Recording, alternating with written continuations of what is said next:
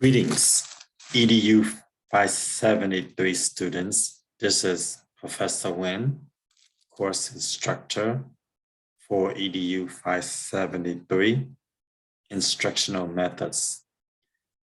I want to give you insights on what you need to do for week number 8, because we are now 3 weeks away from completing the winter quarter of 2022. So we don't have that much time left anymore. So I want to give you insights on what you need to do so you can be successful. So welcome to week 8 of EDU 573 of Australian University.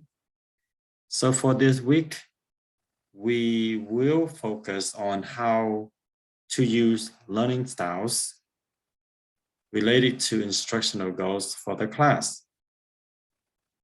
Because today's classrooms reflect the diversity within our society.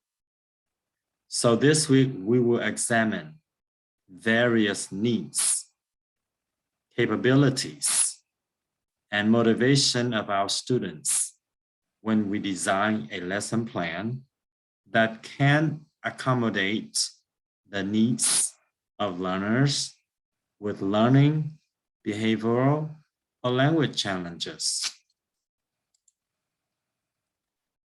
To-do list. Please make an effort, if you have not done so, read chapters 10 and 11 from Effective Teaching Methods and be able to discuss and participate in our weekly discussion that focuses on diversity and differentiation of instruction.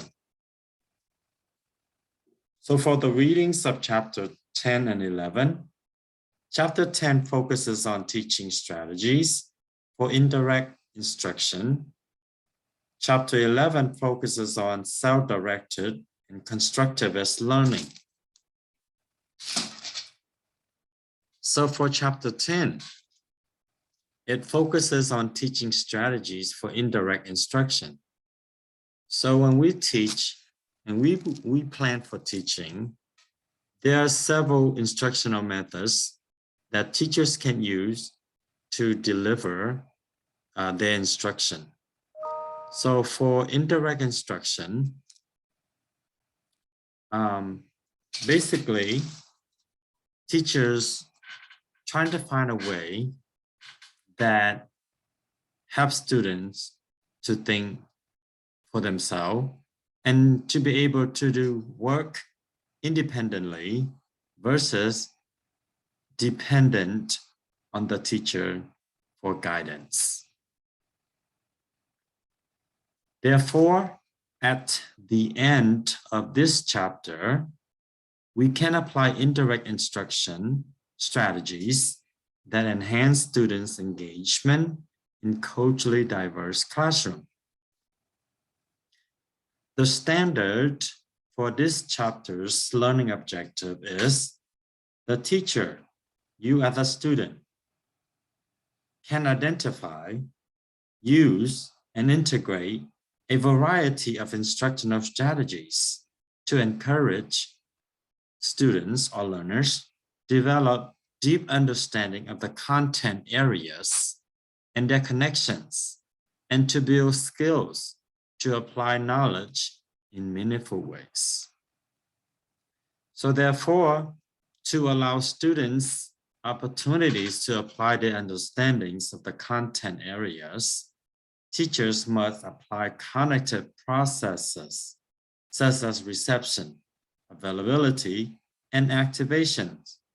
These processes will help students to engage in meaningful learning. This approach to learning and instruction is called constructivism, which was rooted with theorists like Jean Piaget, Lou Vygotsky, and John Dewey.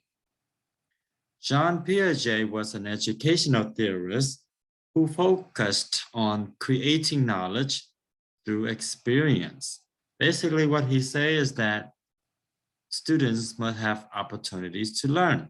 They must experience it. They must touch. They must use the sense of touch in order to gravitate what is presented in front of them. Vygotsky say that students learn best through social interactions. So teachers who apply constructivist theory via Vygotsky provide endless opportunities for the students to interact socially with each other, and they build a classroom of communities, a community of learners, so they can depend on each other to support each other and gain knowledge through peer interaction. And of course, John Dewey. And John Dewey was an American educator who say that in order to support student learning in a meaningful way, you need a combination of Jean Piaget and Vygotsky.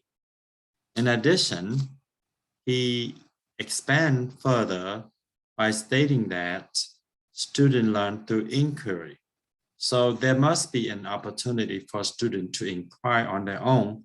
What is that they can learn? What is that they can do to understand a concept being presented to them? So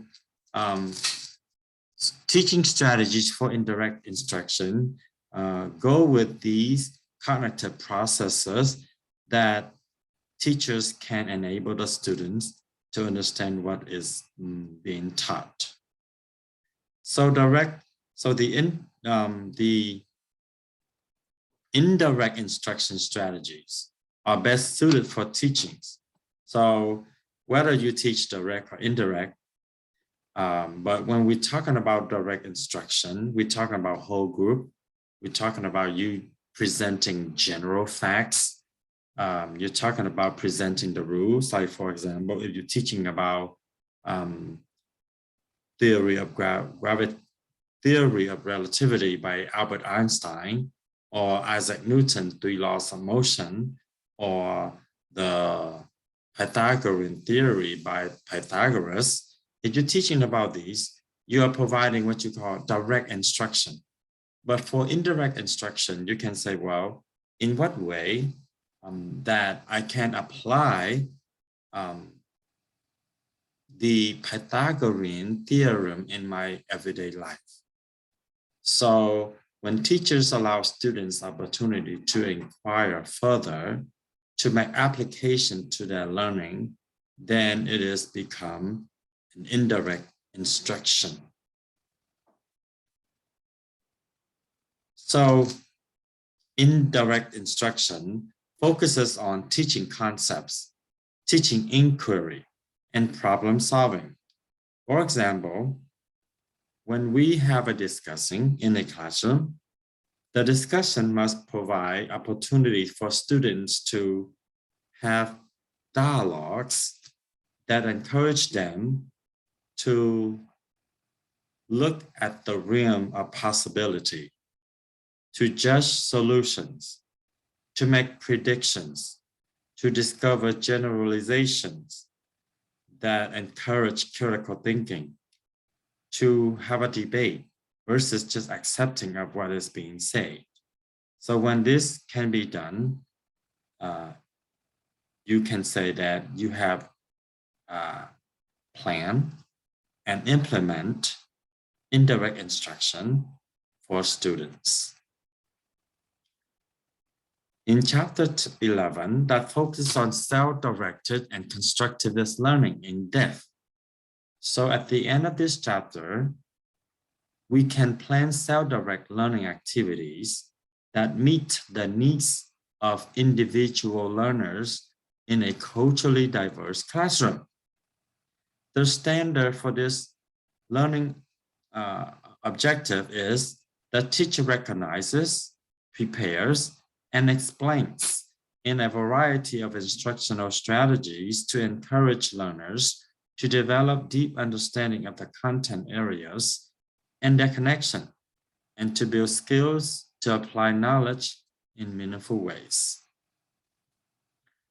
So much of today's classroom learning environment focuses on activities or instructional tasks where students or learners acquires facts, rules, and action sequences. So that is more like direct instruction. We want to focus on students be able to self-direct learning, be able to construct their own learning. So when we can do that, we expand higher order thinking based on the Bloom's taxonomy of evaluation level. So we want to focus more on indirect instruction versus direct instruction.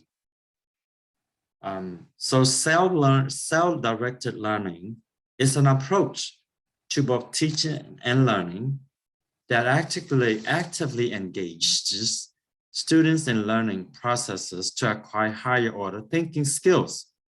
So self-directed learning, using many of the constructivist strategies presented earlier in chapter 10, helps students construct their own understanding and meaning, and helps them to reason, help them to create problem solving, and to think critically about the content. So in a nutshell, self-direct learning is an opportunity where the teachers already present the facts, the rules, and now it is the student take on the facts and the rule and apply into different situations and be able to create something new. So self-direct learning is an approach to teaching and learning that allows students to focus on the complexity of their cognitive development. So when this can happen, we can surely say what we have done, what we have planned, define the purpose of learning and teaching. So I hope you have a chance to read chapter 10 and chapter 11, focuses on indirect instruction, where students have opportunities to create their own learning. So for this week discussing, it focuses on accommodating the needs of learners. So the prompt for this week discussing is, using an example from your lesson plan assignment, discuss how your plan is flexible to accommodate the needs of learners with learning, behavioral, or language challenges, and remains consistent with a stated objective. Please indicate the objective as part of your response. Respond to one peer and consider whether changes made for differentiation remain true to the learning objective or goals.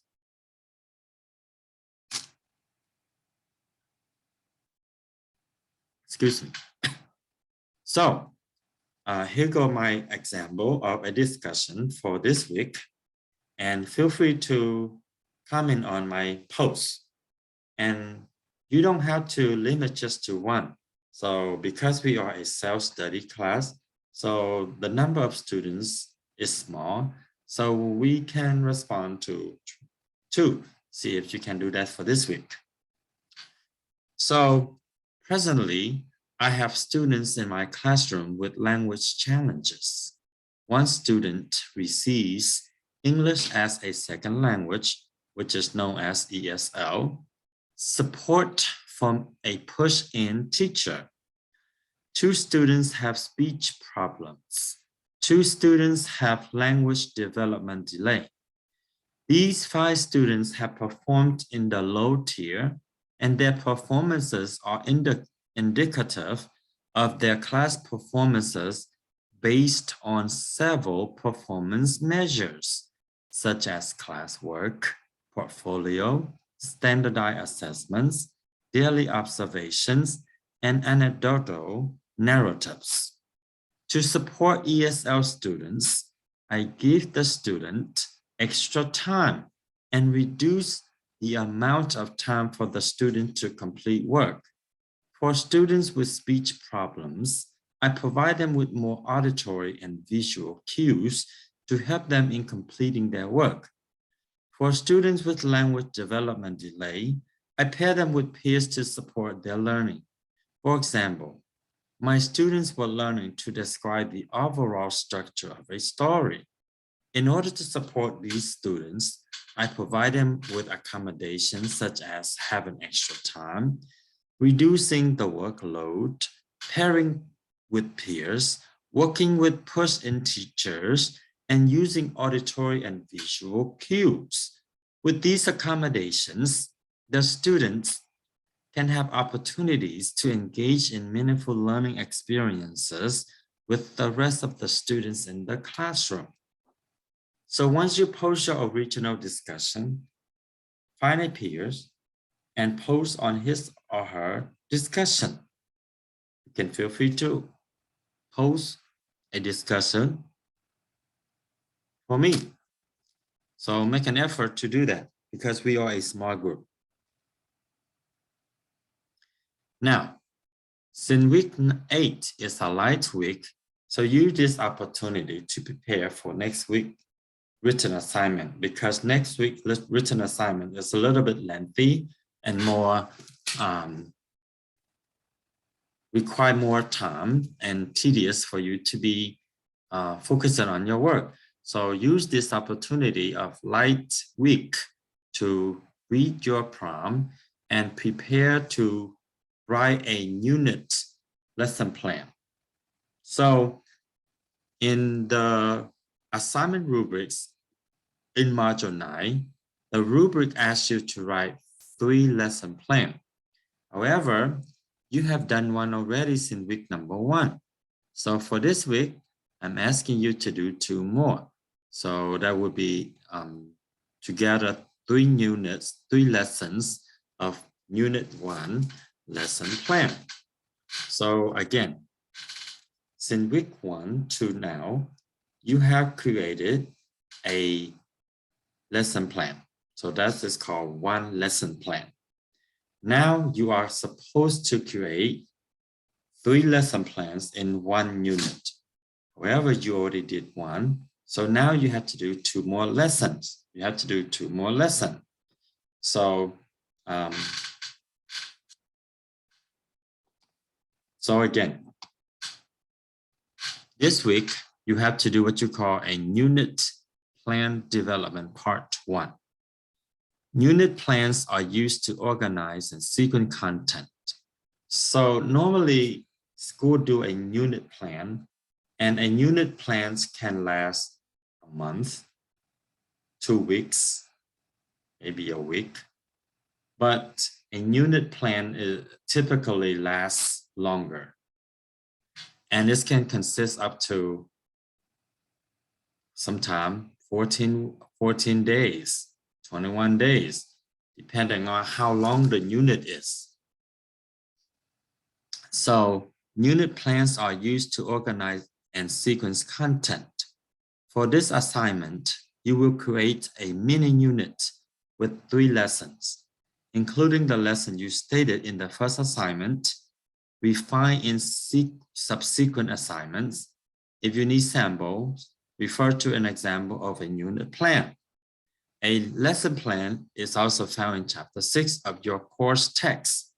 So again, from week 1 to week 7, you have created a lesson plan already. So for this, just created 2 more, then you have a 3 lesson plans, unit development part 1. So for the 2 lessons, you need to focus on revising the assignment from week 3 lesson plan, taking into account of the feedback, so make sure that you revise that. Add 2 more, there you go. Add 2 more lessons using the same format, using the rubrics guide from week 3 assignment. The structure of each lesson within the unit must include standards, objective, instruction, practices, and resources. Each lesson must also include methods for assessment, feedback, and reflection.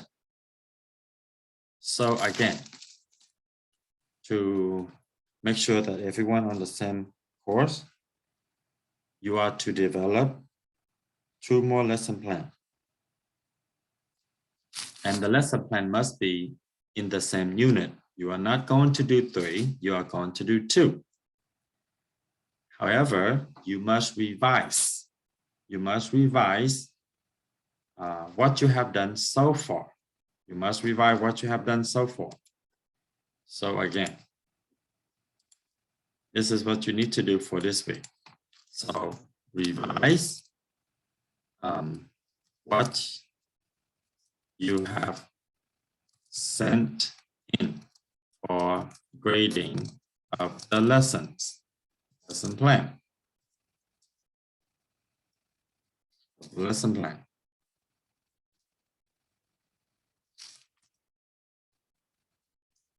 And now create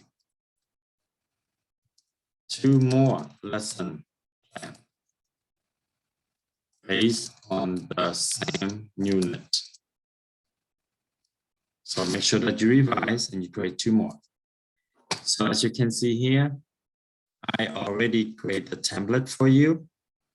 You've opened the template and you will find the instruction based on the template. So you see here, make sure if you go to your template, make sure you remove these, okay? Make sure you remove these highlights. So anyway, you need to respond to these. So for unit plan, lesson 1, make sure you have the standard using the Common Core. Make sure you have the I can objective. For example, if the standard said the student will evaluate the Pythagorean theorem, so your I can statement would be, I can evaluate the Pythagorean theorem. So you put in a language that the students can associate with. Then you need to focus on the length of the time. How long? Is it 30 minutes? Is it going to be 60 minutes? Or is it going to be 90 minutes? So how long? Make sure you write it over here. If it is 30, write 30. What are the material that you need? What are the resources that you need? Don't just mention computers or laptop. You're teaching a lesson. There are a lot of things that you need. So you need to list the specific thing that you are going to use. What is your warm-up activity? What is your instructional or delivery strategy that you have? Be specific. Okay? What is the procedure? So list the step in order. So for example, to start the lesson 1, I need to give a warm-up. But prior to a warm-up, I will play music as the student walk in. And once the student's settling down, I can turn off the music and give instruction on the warm-up. Then the next task, after the warm-up, what you will do. You're going to review the warm-up, or you're just going to collect? And then how do you transition into the next activity? So you need to set the procedures. Then discuss about the integration of technology. How do you integrate? There's a lot of things that you can use to integrate technologies. YouTube, Kid Nation. There's so many videos, so many technology.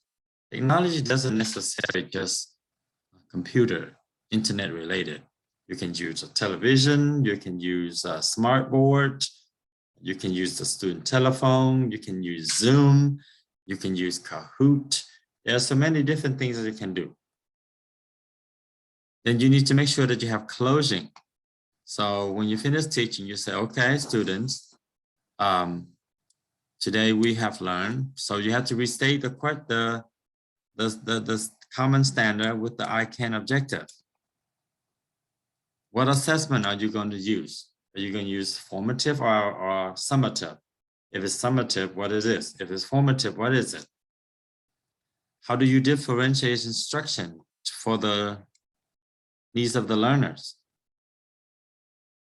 Then you create the next lesson based on the same thing. Okay, so that will be your task for week 9. By all means, trying to submit your work earlier and don't wait until the last minute.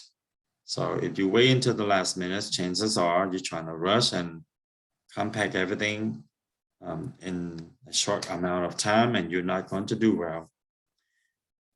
Make sure you remove these highlights before submitting. Who reads your paper? Please do not copy and paste, because it will follow your paper. It will tell me exactly where you get the information from. So your lesson plan will be tracked with plagiarism. So you need to make sure that you are original. And so if you have written lesson plans and submit for the previous course, and if you want to use it again for this course, you are welcome to do so, but you have to cite yourself. If not, it's still considered plagiarism. This is called self-plagiarize. So by all means, let me know if you need help. I'm here to support you. This is Dr. Nguyen, EDU 573.